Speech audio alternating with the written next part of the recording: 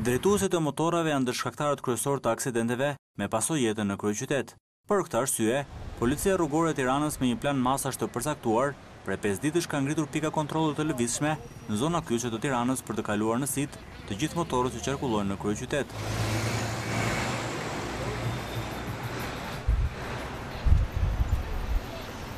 Faktori motor sipas statistikave është burim aksidenti si në raport me automjetet, ashtu edhe me qytetarët, ku në shumë raste aksidentet kanë qenë fatale.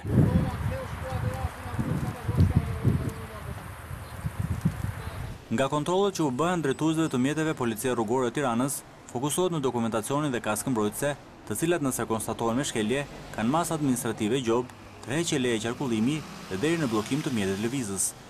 Por një tjetër faktor i rritjes së kontrollit ndaj kësaj kategorie janë edhe mundësitë e përfshirjes së motorëve në mjaft krime të tipit mafioz, ku ekzekutimet në mes të ditës nuk kanë munguar.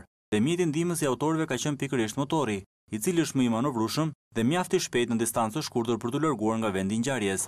Ky aksion pritet të vijojë edhe në ditët në vijim për të disiplinuar lëvizjen e tyre dhe plotësimin me dokumentacionin e nevojshëm të gjithë mjeteve që qarkullojnë në Tiranë. Ndaj motoristët duhet të kenë kujdes, të sigurohen se kanë çdo dokumentacion korrekt dhe zbatojnë rregullat e qarkullimit rrugor për të përdorur motorin, i cili në trafikun e Tiranës është mjaft efikas për përditshmërinë e qytetarëve.